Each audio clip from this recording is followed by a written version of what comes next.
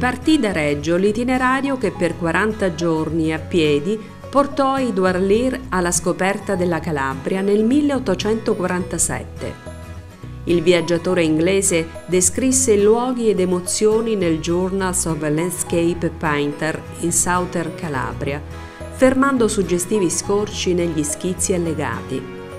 Ripercorrendo solo in parte i luoghi raggiunti da Lear, il nostro itinerario non può che partire da Reggio Calabria, fondata dai Calcidesi nell'VIII secolo a.C., quando, si legge in antiche fonti, qui giunsero seguendo le indicazioni dell'oracolo di Delfi, alla ricerca di un fico avvolto ad una vite. Là dove l'Apsia, il più sacro dei fiumi, si getta in mare, là, punto del tuo sbarco, una femmina che sposa un maschio, là fonda la città, poiché il Dio ti concede la terra Ausonia. Oggi Reggio Città metropolitana mantiene una posizione strategica, protesa verso il Mediterraneo, snodo di traffici e culture. Il suo lungomare fu definito dal poeta Gabriele D'Annunzio il più bel chilometro d'Italia.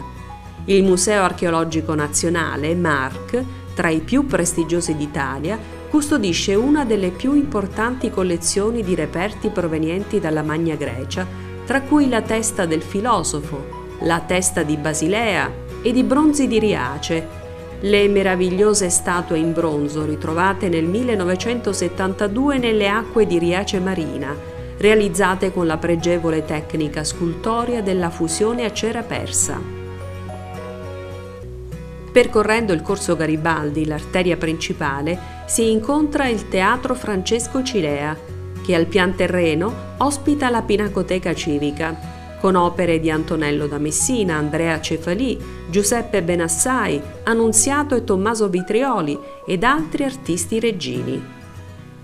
La Basilica Cattedrale, in stile neoromantico, è il più grande edificio sacro della Calabria, dove dal secondo sabato di settembre fino a novembre viene esposto il quadro della Madonna della Consolazione, realizzato dal pittore reggino Niccolò Andrea Capriolo nel 1547, abitualmente ospitato presso la Basilica dell'Eremo ed accompagnato al Duomo da migliaia di fedeli in processione, in un rito che si ripete ininterrottamente dal 1636.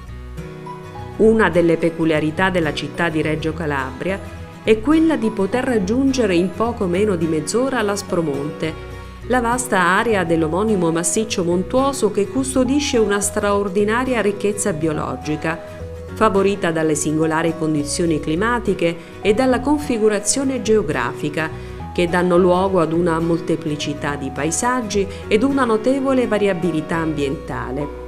La flora diversificata conta oltre 1500 specie, faggi e abeti bianchi nelle zone più alte, macchia mediterranea in quelle più basse.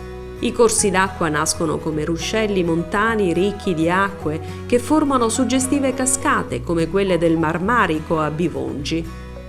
Gambari è a 1400 metri di altezza e tra le più importanti località turistiche estive e di sport invernali del meridione d'Italia.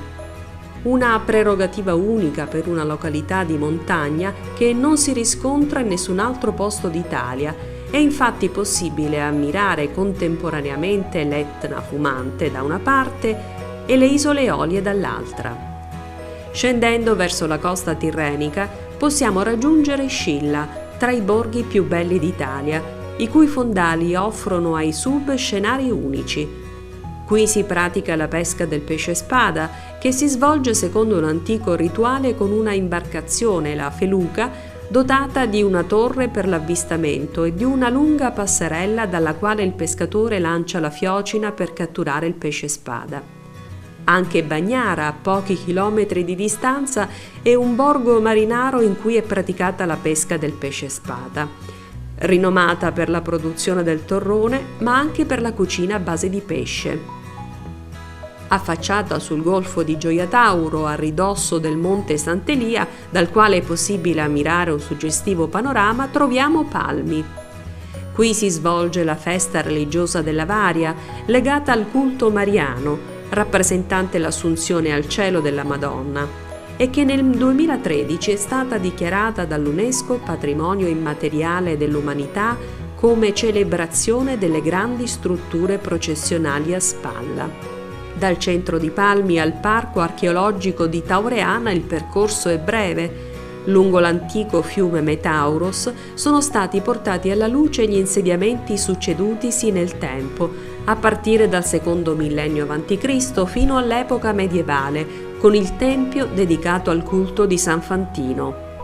A qualche chilometro da qui sorge Seminara, un piccolo centro in cui è diffusa l'arte della ceramica. Forme e colori unici, oltre ad una tecnica che si tramanda di padre in figlio, caratterizzano questi oggetti ai quali viene attribuito un valore apotropaico. Tornando sulla costa tirrenica, arriviamo a Pizzo, dove è possibile visitare il castello aragonese, in cui trovò la morte il re di Napoli Gioacchino Murat nel 1815, e la chiesetta di Piedigrotta, composta da 3 piccole grotte scavate nella roccia, la cui origine si divide tra leggenda e storia, ma che suscita grandi emozioni nei visitatori. Prossima tappa Tropea, tra le località turistiche più conosciute nel mondo, con un centro storico impreziosito da antichi palazzi nobiliari e un affaccio mozzafiato sulla costa. In questo territorio si produce la famosa cipolla rossa IGP, definita per le sue qualità l'oro rosso di Calabria.